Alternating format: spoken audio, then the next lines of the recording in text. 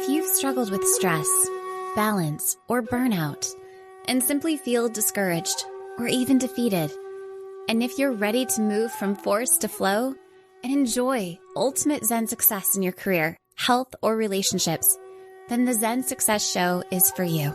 Your host, Carissa Sims, is an entrepreneur, corporate consultant, best-selling author, meditation teacher, and healer who has found her own Zen success. Here's your host, Carissa Sims.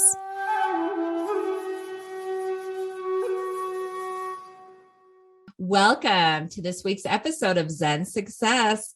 Today, I have the pleasure of speaking with Kate Somerset and a special guest. Kate Somerset is a pen name for the author of Mom, You Just Need to Get Laid. A community leader in the nonprofit world, Kate was an established presence in Texas. After her 24-year marriage ended, she decided to pick up stakes and take a chance on a second chapter in Manhattan. Her dating experiences prove there is always a surprise waiting to happen if you open up your mind and heart to the possibilities of love. Welcome, Kate. Thank you so much, Carissa. I'm delighted to be here today. Yes. And is there anyone else there with you? Do we have any friends with you? As a matter of fact, the answer is yes, with an exclamation point.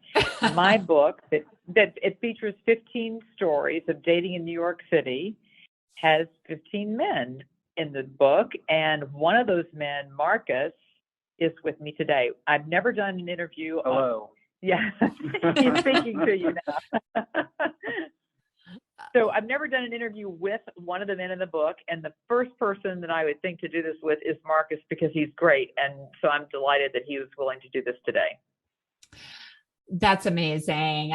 And I'm so excited to talk with you both. And Kate's book is so fascinating and engaging. Everybody has to do the audio. I did the audio book, and it's like watching a show. I used to get together with my girlfriends for Sex in the City, and that's what it's like. It's like grab your popcorn, get ready for the ride of your life, and have some fun when you hear her book or read it. So I just wanted to say that it's amazing. Thank you very much. You're welcome. Well, I'll have to tell you, Carissa, that the Broadway actress who recorded the audiobook is fabulous. She's made the book come alive for me, and we got to be great friends because she was so interested in each chapter's recording that after every one of them, she and I would talk on the phone late at night in New York. This is midnight. She's texting me, I've just finished this chapter, please check it. And by the way, did that really happen? And so we just had the best time, and I've loved it. What is her name? Oh, yes, I can say her name is Laura Patinkin. Mm-hmm. It's the cousin, Mandy Patinkin, the actor. It's his first cousin, and she is a Broadway actress as well. Mandy Patinkin is well known to Broadway fans and television fans, for the last 35 years. He's amazing, and so is she. Oh, that's great. And Marcus, would you like to introduce yourself? Speechless. Other than that, I'm not even sure what number chapter am I anyway. Oh, what number 7? chapter? Well, he's Marcus the manager. He's right dead center in the middle of the book. Yeah. So I think number 7. Yeah. That's why you're introducing yourself. Number 7. What? I love it. I love it. Number 7. Okay. I think I'm number 7, right? So yeah, so I am in the book, and it's a great read. It's a great book, and the chapter is it's pretty interesting to when you read it to look back at that time. It's pretty interesting. So it was fun. Oh, that's great. That's great. Well, I'd love to talk to you both about online dating. Do you feel like it's a viable option to meet and fall in love? Oh, that's a great question. So, Marcus, you want to go first? It is an option, and there's obviously there's probably, I don't know the number of people that use online dating.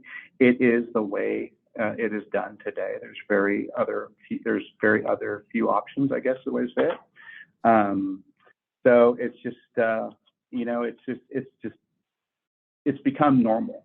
Where you first do it, it's different. There's a lot of mistrust out there. People don't really know. There's a lot of apprehension, like who are these people? I don't want to put myself out there. I don't want to answer a lot of questions. When they meet, they're afraid to meet because they don't know who you are.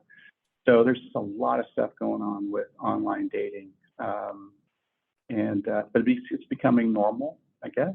Mm-hmm. And I think it's the way people go these days.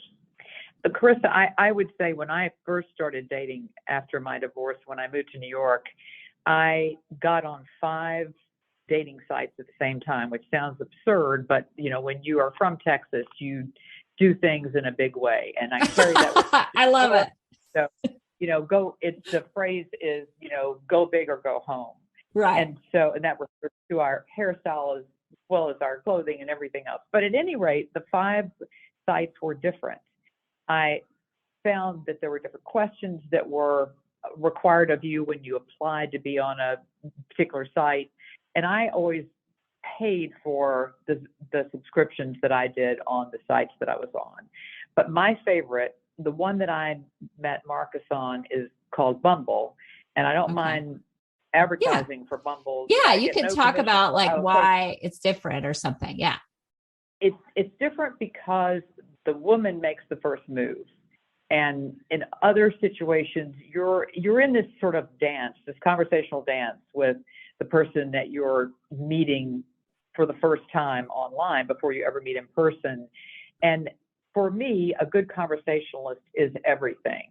And so when I can set the stage for that conversation and get the kind of responses back that tell me this person's interesting, then that's exciting to me. And that's what made Bumble far and away the standout.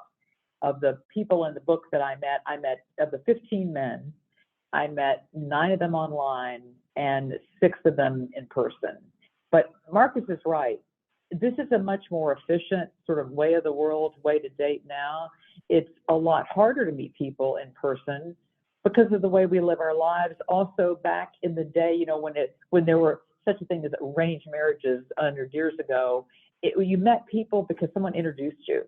A friend, a family. Yeah, but it's still happening internationally, like in certain cultures, exactly. That's just the way they do it. Yeah. So true. But in America, I think we are accustomed to, we now don't live very settled lives.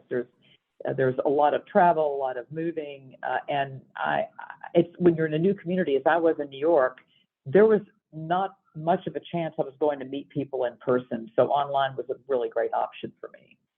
Oh, yeah. Yeah, that's great. So tell me about your experience with each other. So with Bumble, you had to reach out to Marcus, correct? And what attracted you about him? Well, the first thing that appealed to me about Marcus was that his pictures, and he had 5 pictures posted on his profile. They were really good. And I know that sounds superficial. I don't mean it to be. A lot of men that you encounter on online dating sites don't put any care at all into their photos. That goes both ways. It goes for girls. Yeah. Feel free to chime in, Marcus. So for me, I'm all about that. The way we appear in person says something about how much we care about ourselves in daily life. And so I put a lot of effort in thinking about what images I wanted to portray. And Marcus had some really great ones. So I remember looking at one of the images. He had his daughter on his arm, walking her down the aisle for her wedding. And he was wearing a gray tux and just was a very dashing look. And it was a sun-dappled afternoon. It looked like an afternoon to me anyway. And I learned later he was in California. He just moved to Texas. And so I was just intrigued. I wanted to know what the backstory was. And then he had an image of himself with this garden trellis behind him, and it was beautiful. And I thought, okay, where is he? What's his story? Uh-huh. So it was that he had thought a lot about what he wanted to say about himself through his images. So, and that's the thing too. So when on my side, there's a lot of photos and things that first attract you to that person. Yeah. And some of the photos, they're just not, they're not, I'm not going to say they're not real, but they're not current. Right. Or they could be not and real. So, I mean, some people do that, right? They put up fake pictures. I'm just saying, I'm not saying that. I'm just like, you have to Oh, really you're being nice. because okay. you have to understand, like, if you're serious about finding somebody and getting into a relationship, you want that person to be authentic and be real. And so, Anne's pictures were like that. Yeah. Got it. And so you reached out to Marcus and started having a conversation, but you knew he lived in Texas and you're like, oh, did you feel a sense of disappointment? Like you were missing out, like it wasn't going to work out? Well, there was a little more to that story, because when I first saw his image, I was sitting on an airplane and I was taxiing down. We both were on airplanes, but on my side, I was on an airplane taxiing to head to New York. I had been in Texas, and these sites match you up geographically. So I was in Texas, so I was seeing Texas men, and I saw his image, and I said to him in my message, I know we are geographically challenged, but I just want you to know you have a great profile, and I hope you find your girl. And then I took off to New York. When I landed, Marcus had answered me and said, what a classy thing to do. If you ever come back to Texas, I loved your message. What a classy thing to say. If you ever come back to Texas, you know where to find me. I'd love to have a drink with you. That's how it started. That is how it started. Yeah. And you know what? It's like, I feel like what you said is like predicting the future. I hope you find the girl that you love. You know what I mean? That's really profound. I love that. I thought it was ironic that yeah. I was landing in Dallas on the taxiway. Wow. Coming in to live here, and she was on a plane leaving here. I just thought the irony behind that was pretty funny. It's a little bit magical too. It's a little bit like, whoa, maybe it's meant to be. We're both on a plane at the same time, So I'm landing and I see a message from him that tells me that if you've got a new friend, if you ever come to Texas, let's have a drink. And so I answered him right back, and we continued to text for the next hour, maybe a little bit longer, as I got my luggage at LaGuardia Airport in New York City and got in a taxi. I'm still texting him, and he's still answering me. And this went on for the full hour. And then I get back to my home in New York, and I'm intrigued. I'm thinking, well, maybe I should at some point when I go back to Texas meet him. Right. Do you think that, Marcus? Sure. Yeah, I was hoping you would. Yeah. So that's how I started. Oh, that's amazing. And did you guys ever meet and go on a date? Did you guys ever date? We did. And I don't know if we'd call it, looking back on it, I think we'd call it dating. I remember one particular occasion I would definitely have called it a date. But yeah, so we had talked to each other for probably 2 months, and then I was headed back to Texas. And so Marcus said, you pick your favorite steakhouse and I'll take you there. Yeah. And so my plane had turbulence in getting me back on time to meet him for dinner. Yeah. And you'll get the full story in her book. The full story is in the book. That's exactly right. But what people wondered, many readers have said to me, yes, gosh, I love that Marcus chapter. Oh, it's so sad you didn't ever get to meet, because the story that's recounted in the book is about this weather issue and the plane being late and all of that. But we did get to meet, which is a wonderful kind of happy ending part. And we went on, I'd say, several dates before Marcus said the thing that made the most sense, which was, you live in New York, I live here, we could have a fling, but both of us would just find it very difficult. And I don't want to put you in that position, and I don't want to be in that position. And so we should be friends. And that's what we've been for the last 3 years. Yeah. Did you move back to Texas, or are you just there now? No, I'm just there. I'm actually here now for some meetings, and Marcus is sitting with me here. And isn't that amazing? We just had our favorite meal, which, tell Carissa what your favorite meal is. Yeah. So we just kind of brag over, like, each of us, if we have a good grilled cheese sandwich and tomato bisque soup, we'll send pictures of it, and that's what both of us like. So we just had that for lunch. Oh, Special that order. is so Yeah, sweet. so I made the kitchen do it. It's not on the menu. Yeah, So- that's right. He insisted, and nobody turns Marcus down. So, he got his way and got his wonderful tomato soup and That's so grilled cheese. sweet. Fantastic.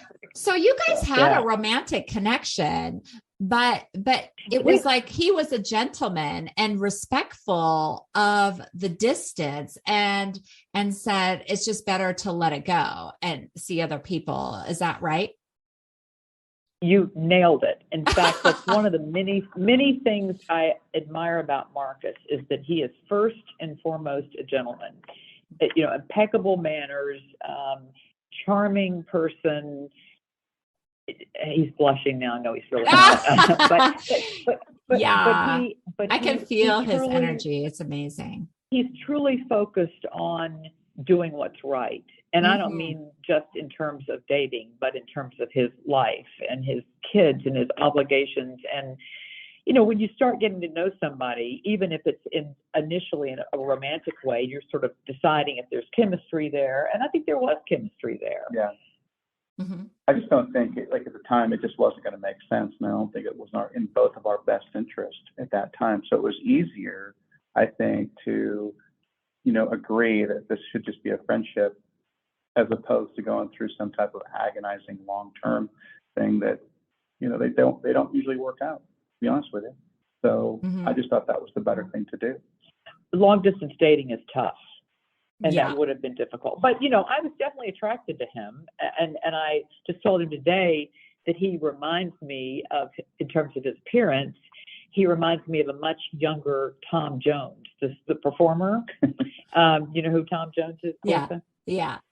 Okay. Yeah. Well, he reminds me of a lot of different actors, but that's one of the things that had come to mind. So there was a chemistry and definitely an attraction, and it was very appropriate for him to recognize that we needed to extend this relationship, this beginnings of a romantic relationship, into a long-term friendship, and that's what it's become. That's so beautiful. I'm wondering, did you guys ever kiss or go any further? Marcus? Go any further than what? Kissing. If you kiss, did you kiss? Did you kiss on the lips? Yes, we did. Yes, Okay. we did. Okay. And that's all you're getting from me. Oh, that's beautiful. Well, that's perfect. I'll just go ahead and say it was pretty amazing. Oh, that is so sweet. I love that. Well, he said that at the time. Now he's really gonna, not. We don't. Kate doesn't kiss and tell. So there you go. It has a clean rating. Yeah, that's right. Oh yeah, you made sure Yeah. I had a clean rating. I know. But I think I can change it per episode. So, if ever you want to share more, feel free. You can bump up my show ratings. Okay. Fair enough. We'll leave it at that. Yeah. Go ahead. Well, I'll just say one more thing not about Marcus specifically, but the title of the book, Mom, You Just Need to Get Laid, came from something that was a statement my daughter threw at me when I was separated. And I did not see myself dating again ever, because I've been in a long marriage that had a disappointing end. Mm-hmm. I certainly didn't see myself kissing anybody. I mean, I just couldn't picture it. I didn't even know that I would be attracted to someone. My marriage had convinced me that otherwise, that I would not be. And so it was very difficult to imagine that I could rehabilitate my image of myself to get into any kind of dating relationship. And then intimacy, forget it. It's like I couldn't picture what the path was to get there from where I was at the time. Mm-hmm. And one of the great gifts that Marcus gave me was, and others that I've described in the book too, made me feel desirable. And that was a phenomenal gift. Oh, that is so beautiful. I love that. Look at the gift that you gave her, Marcus. Isn't that amazing? We have some great memories. Yeah. Yeah. How long ago was that? It was about 2.5 years ago when we first Okay. Not too bad. connected. Not too long ago. Yeah. Well, let's go back to that story, the backstory of the book title. Tell me about that moment.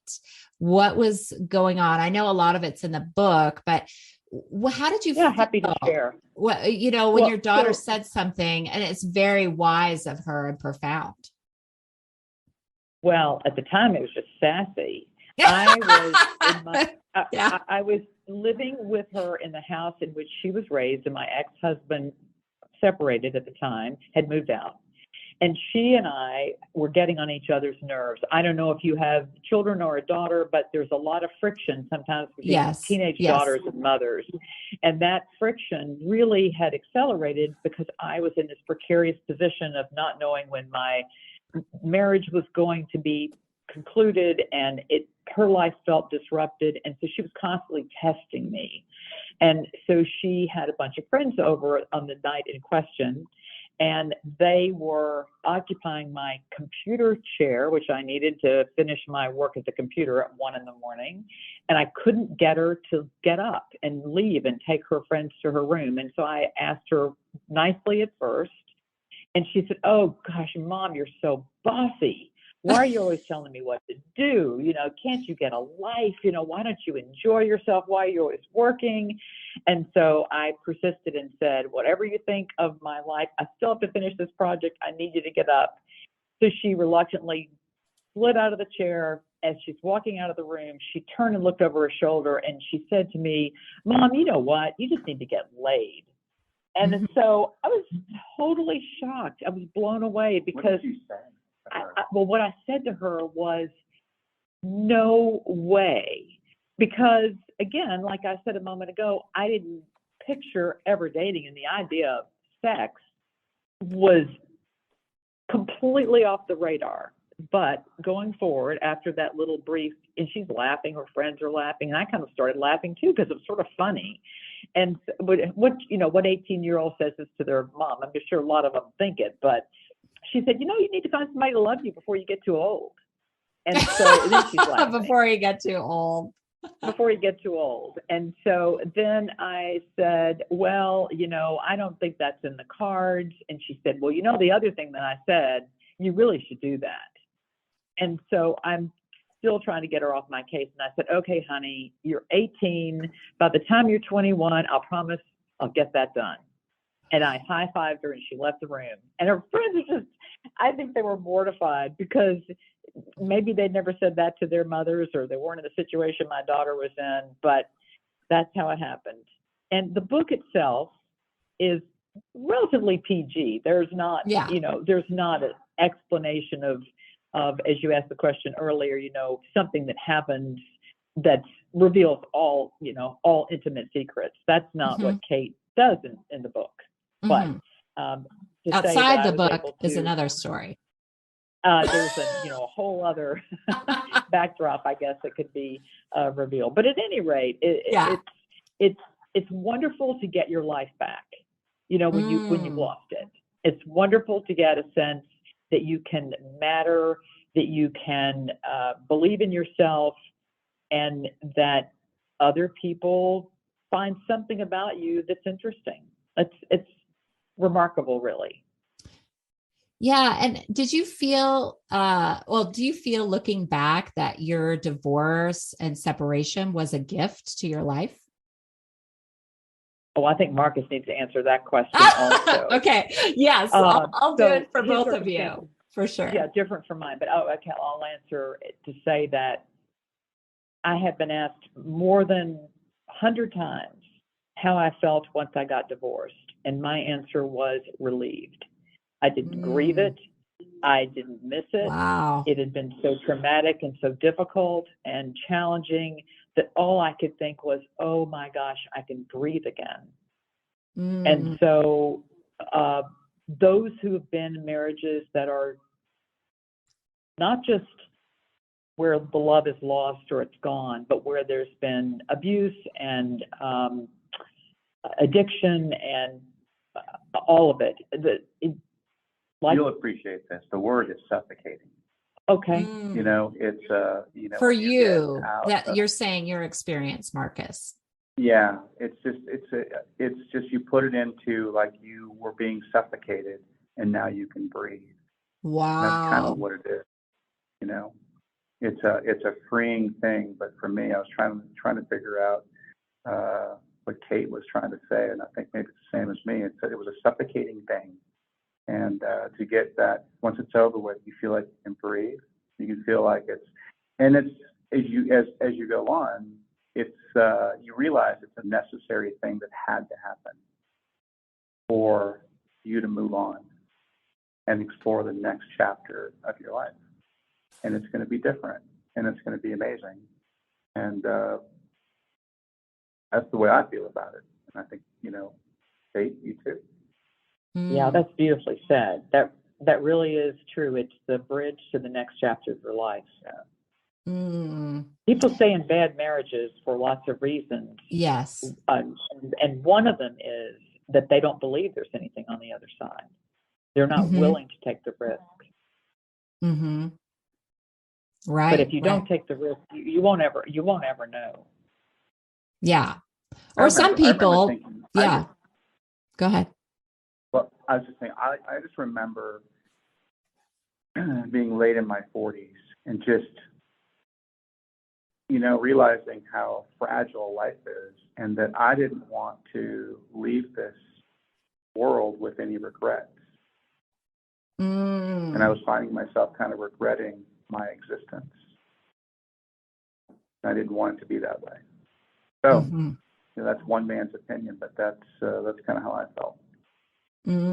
There's another angle here. You asked about the separation period and the marriage, ending the marriage as a gift. One aspect of this that weighs heavily on every parent's thoughts, if you have children, Marcus and I both each have children, is what will happen to your kids through your separation and divorce. My daughter has a whole new lease on life too, because I got out of a very toxic relationship. And she said what she said to me, kidding, because she's that kind of high-spirited person, and it was funny, and she was really serious, I think, and we talked about it since. But she's become a whole new person. She's blossomed in ways that I have been thrilled by, because before that, she had to navigate this very dysfunctional family life, and it diminished her. I don't know about your kids, Marcus. Is that similar? Well, I think at the time it's devastating to them, but I think that how old were your kids at the time, Marcus? Of your divorce? I'm doing some math right now. So they were from late teens to early 20s, or late 20s. Excuse me. I've got 4 children. Okay. So yeah, they all handle it kind of different and kind of the same, to be honest with you. And so I look today at them, and I'm closer with them than I've ever been.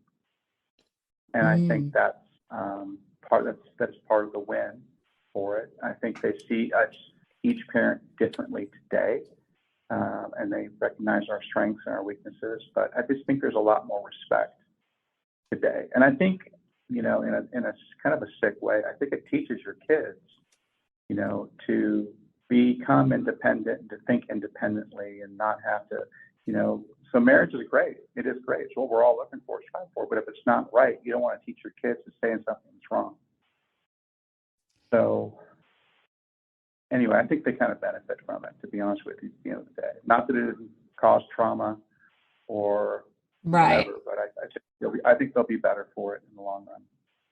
Well, I think it's also about living by your values. What I began to realize is that although you sort of stay in a marriage sometimes for your kids, what I was doing was making that environment for my daughter so much worse, because what I was showing her was that I was staying in a relationship where I was not treated properly. And I didn't need her to think that women should do that. I wanted her to see that I could be strong and I could extricate myself from challenges, and then I could do the ultimate big step of moving, leaving a city where she grew up and where I'd lived all my adult life in Texas, and moving to New York.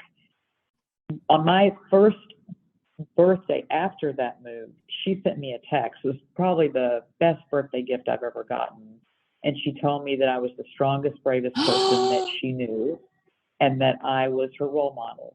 And I cried because I didn't know that's how she felt. Wow. That's amazing. And good for her for sharing that with you, because I'm sure that gave you strength and encouragement.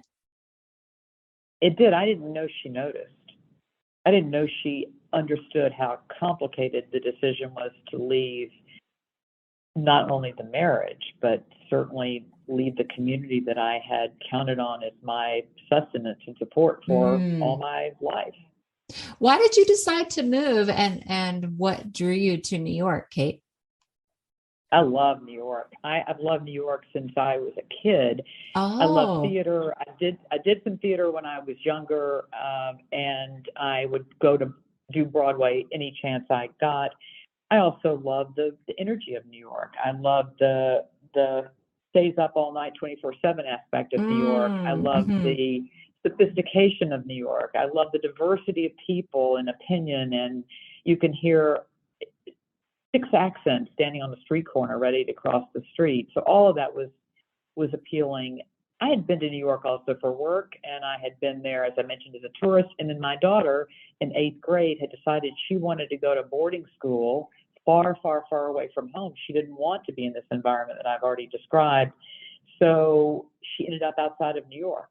So I was going to New York every 6 weeks when she was in high school. Oh, and you loved it. So it seemed like a natural thing. And she loved that her mother was in New York and she could visit me there because she knew the city and she knew what it meant to her as well. And so it was a natural thing, but it was still a huge leap. I had to reinvent myself in terms of work.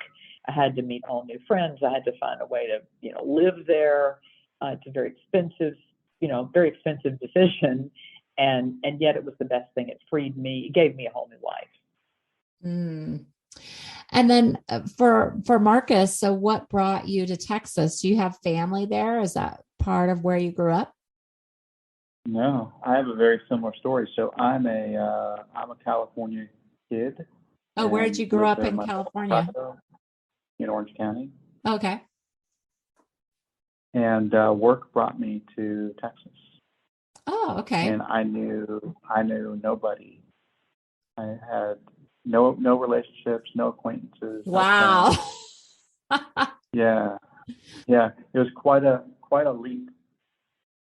But I've been here since 2017, I think, and I love it. It's home now. Wonderful. But I get to go back to California and visit my kids and do my favorite things there. So. Yeah, you still get to have a piece of that, and you miss the ocean sometimes. I miss all of it. So the weather, I would tell everybody the weather is what I miss the most. Okay. And then just my kids and friends and activities and food, and that's a pretty long list. It's pretty good. Yeah. But I go back about once a month or so, once every other month, and it satisfies my need. Yeah. Oh, and wonderful. Go ahead, Kate. Seriously, the daughter my one daughter that told me to get laid is now in Los Angeles. So she's living in California. Yeah, she moved there during COVID. Oh, okay. Well, a lot of people moved to the places of their dreams during COVID. That was kind of interesting. I wonder how dating was during COVID. Did you guys date during COVID, other people? Oh, gosh. Well, I will tell you that New York changed dramatically during COVID, as every other big city. Yeah, the big cities changed. Such a vertical living experience. And the way you date in New York is you go to the wine bar around the corner, or you go to meet at a restaurant, or you go to a show, and so much of that was shut down. So it made it much, much more difficult. And people are more isolated there in a sense. You can live in a big building, which I did. There were 1,000 people that lived in my New York building when I first moved in. And the building vacated in half during COVID. It's filled back up again. But it's a really kind of scary experience to be in a place where not only do you not feel like you can venture out and meet new people, but you're hunkered down just daily existence. Yeah. And so dating became very problematic for people. Everything went virtual, and that's what happened. Makes you question why people were even on there dating and being active. Exactly, that too. Right? Yeah. So how was it? Oh my God, I'm so fascinated because I haven't talked to anyone who dated during COVID. Like, did people only want to Zoom? Was like that your date? I was like so curious. Not everybody, but okay. The majority were not willing to meet in person. Yeah. But they were willing to talk, FaceTime or something like that to try to get to know you better. Yeah. And then like when this is all over, then maybe we can meet. Yeah. Maybe. New York has open spaces, so people would suggest, let's go for a walk in Central Park. Oh, okay. Or that's great. Yeah, and I think New York City was the first place post the first year of COVID to move dining outside. So there still are today, but dining sheds where people would feel safer, which is silly because you're still enclosed. They were building sheds almost like it was an addition to the restaurant. But that was what everybody felt comfortable doing. And you could get drinks on the street. You could walk down the street, go from shed to shed, and you could have a walking dating experience holding your margarita or whatever. And that's odd too. The whole construct of dating where you go somewhere indoors and you sit there for hours, it just dissipated with the COVID, the big serious COVID period, which in New York City has been 2 years. I guess here as well. I don't know, your experience in Texas might have been different than mine. It's way different than it was in New York. But yeah, I think so. Found the thing that it was way different, right? But I just think it's just unique that people were willing to FaceTime and try to get to know you. And would they eventually want to meet, or would they just what are you doing? Yeah. What are you even on here for? Right. Yeah. What is the point? Like, what are you doing? Like, we're gonna have a FaceTime relationship? Yeah. Well, I did know a number of people that quickly moved in with someone they barely knew because they wanted to have a COVID buddy for that period, and that either accelerated relationships or killed them. Mm-hmm. When COVID was over, there were a lot of attempts for quickie divorces. There were all kinds of relationship frailties that were exposed during COVID because it was 24/7 with someone. Mm-hmm. Yeah, I have a friend that happened to in LA. There was someone there when they did the shutdowns, and it was like, I don't know, maybe they've been dating like a couple weeks, and they just like lived together for the next year. Yeah. Anyway. It might be fun for initially, but if you don't already know that person, you've signed on for a lot of scary stuff. You have a thought, Marcus. As we get older, we all appreciate sometimes just a little bit of independence. Mm-hmm. Yeah. So if you don't have that, you're like, it can spiral out of control quick. Yeah. Well, also New York is famous for small spaces. Mm-hmm. So you don't have the ability to, get away from, if you feel smothered, which was your word earlier, you don't have a way to unsmother yourself. You're in a very tiny space. It makes it much tougher. Yeah, but you survived. You're still there in New York, huh? Yeah. Amazing. We made it. Well, one of the other topics that Marcus and I were talking about over our grilled cheese and tomato soup lunch earlier is that a lot of people get into dating and they don't even know why. They don't know what they're looking for. Yeah. They don't have a goal or whatever. Yeah. No. You were just saying, Marcus, today that you you have experienced that on a number of occasions. Well, there's just different people are out there for different reasons. They have different agendas, both men and women. So, some are on multiple sites and some are doing multiple dating and some are addicted to it. Meaning this, like if they find somebody and they start going on dates, they're still looking back on their online profiles to see who's looking at them or see if there's something better out there. I have to tell you, it's crazy. I have to tell you, I met my husband online. So confession, I met him when it was Yahoo Personals was around, but I was that person when I was just crazy. I was going on multiple dates. I could have written a book like this. But anyway, but one of the things I found is that some of the people would not want to meet, would just like cycle conversations. And I'd realize, oh my God, they just want to hide or connect, but still keep their distance. And then some people I would meet and they'd want a relationship right away. And that happened to my husband too. And that was weird too. I'm just like, you want to be my girlfriend? Like what? So it was just interesting, the whole online experience. And there was psychos, there was crazy people, just everything. But I just do find it interesting because I treated it like a job really. And I was just going to date, multiple dates a day. And, but I found, okay, so I'll get to the bottom of it.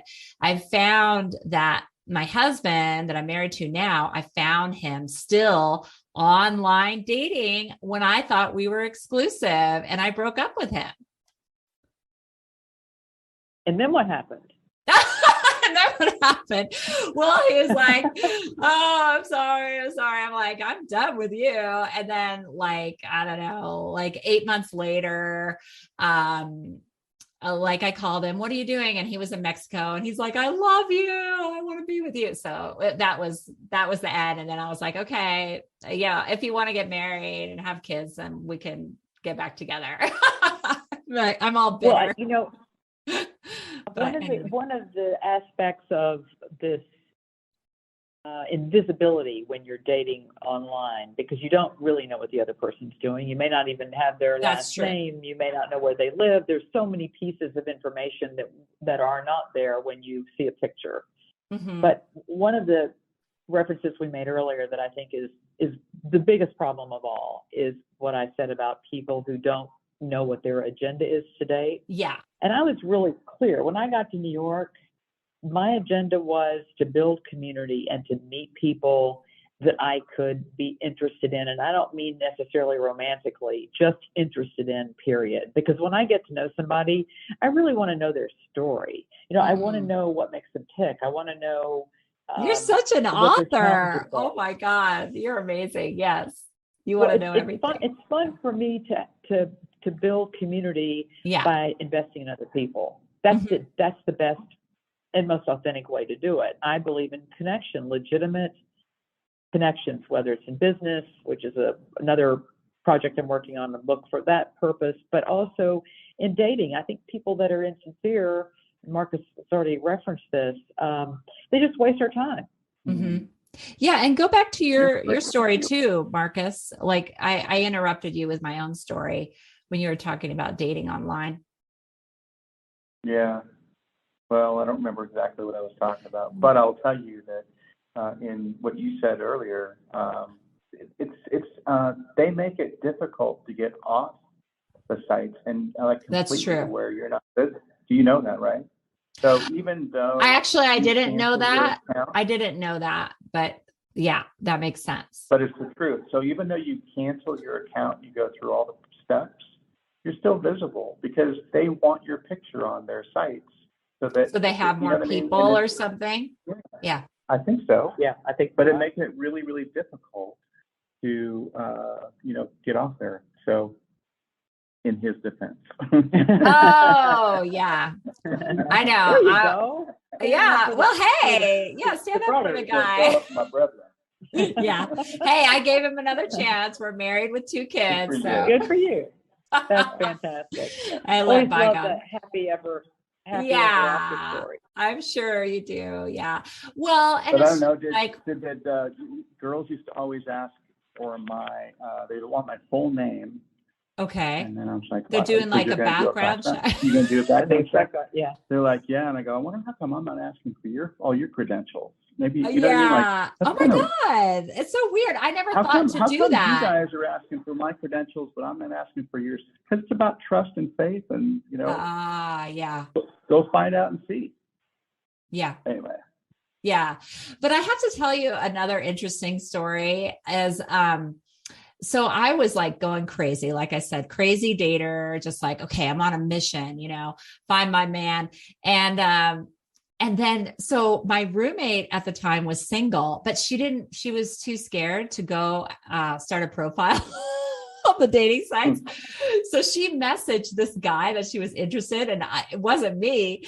And then now they're married because of my profile. Whoa, isn't that awesome? Yeah. Yeah. So it's like, you never know. There's good people out there like you guys. Well, I just thought of something that was part of the Marcus story initially, and it's also in the chapter in the book. After Marcus and I had gone through 2 months of flirting, in fact, there was so much text flirting that at one point I said, please call me. I just want to hear your voice, because I wanted to know what he sounded like. He's got a great voice, and so he left me a voicemail. You want to make sure it didn't sound like Minnie Mouse. So yeah, exactly. We exchanged voicemails for each other. That's how and then we did speak on the phone. But we kept texting in anticipation of this final meeting, and we're going to get this opportunity to go see each other in person. And before we did, I think like even just a couple of days before we were to meet, Marcus sent me a text, and he said, do you ever wonder if your anticipation of meeting someone is greater than the event? In other words, could you imagine that you built this person up in your mind, and then you meet them, you're going to be devastated because they're not who you think they are? And we both had that fear that, oh my gosh, how can somebody be as flirty and interesting as Marcus? But he was in person. But, a lot of times you would be disappointed. Because you've been disappointed. Yeah. You remember that. So many, absolutely. Because that's the story. Is there's so much, I don't know what you call it, fraud out there. Yeah, I guess. Yeah. When you post the pictures, are they really you? Are you 6'3" or are you 5'3"? And it was a typo. You know what I mean? There was silly things going on to where every time you go on a date, you're like, I don't know what I'm going to find on this date. Like, I have no idea. And then vice versa. Well, I do think that you have to, back to your experience, Carissa, you have to go out with enough people to understand that you are really searching for, the gold amidst the rocks, because there are a lot of people that are on the sites for reasons that are not as savory as what you'd like. Mm-hmm. And I think you have to have a sense of humor. One of the reasons I wrote the book was because I had 2 women who thought my stories were so unusual and different that they wanted me to share them for the purpose of encouraging people to do this. But you do have to treat it like a job. I agree with you. That was my approach. And I really did feel like that I was doing this for my own self-confidence, mm-hmm. which after that long marriage, it needed the bolstering. But additionally, at the conclusion of the process of writing the stories and then deciding I was going to work through the publishing and the audiobook and all that, it's like, I want to encourage people to believe in themselves. That's really what it comes down to. If you say no to dating and you really would like to be in a relationship, you don't believe that there is a possibility that something good can happen. And I'm an optimist, but I'm also a realist. But I believe something good can happen, and we are responsible for making good things happen in our lives. Nobody's going to make it for us. We are the ones who take ownership of our lives. Yeah. And that includes dating. Yeah, that's amazing. So how did you guys stay friends after not dating? We both started to answer. Go ahead, Marcus.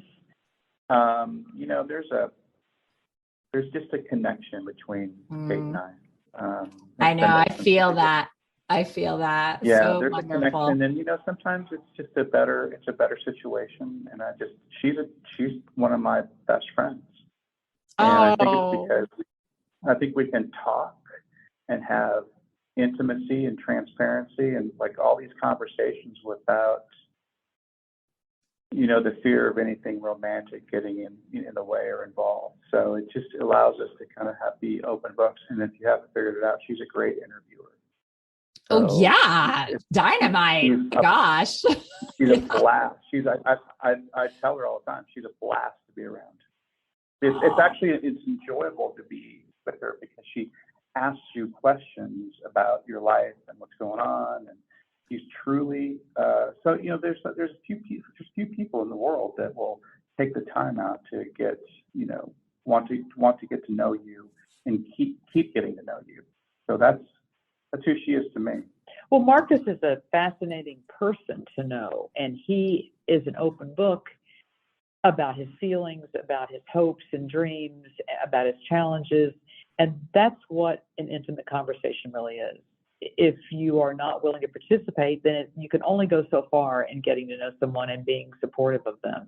And I already can say we've been through some things together, in the sense of there have been a lot of changes in his and my life since 2019. And I'm so thrilled when I get to come back to Texas and see him. And we don't always make it work, but there are. It's a priority. Yeah, it is. That's a great way to say it. It has been a priority. I always let him know when I'm coming back to Texas, and usually it works. So we've been in each other's lives for a good 2.5 years, but I see it going on for a long, long time. Yeah. Oh, that's wonderful.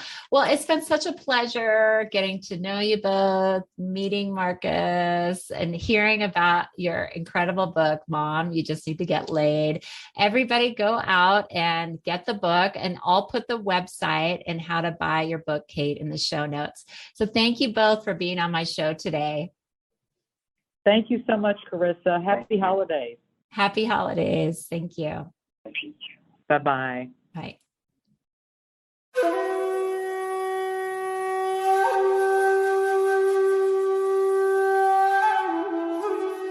That's it for today's episode of Zen Success. Head on over to iTunes, Google Play, Spotify, or wherever you listen to shows. Zen Success is also available on the radio in select markets through amfm247.com. Subscribe to the show and share with friends. Be sure to head on over to zensuccessshow.com to help you on your Zen success journey, and join us on the next episode.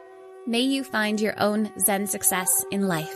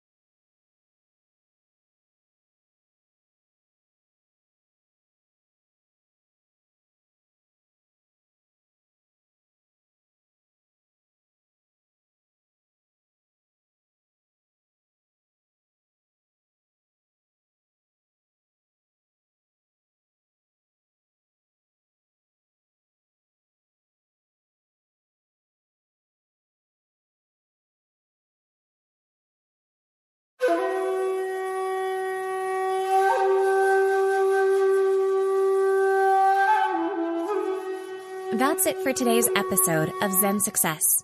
Head on over to iTunes, Google Play, Spotify, or wherever you listen to shows. Zen Success is also available on the radio in select markets through amfm247.com. Subscribe to the show and share with friends. Be sure to head on over to zensuccessshow.com to help you on your Zen success journey, and join us on the next episode. May you find your own Zen success in life.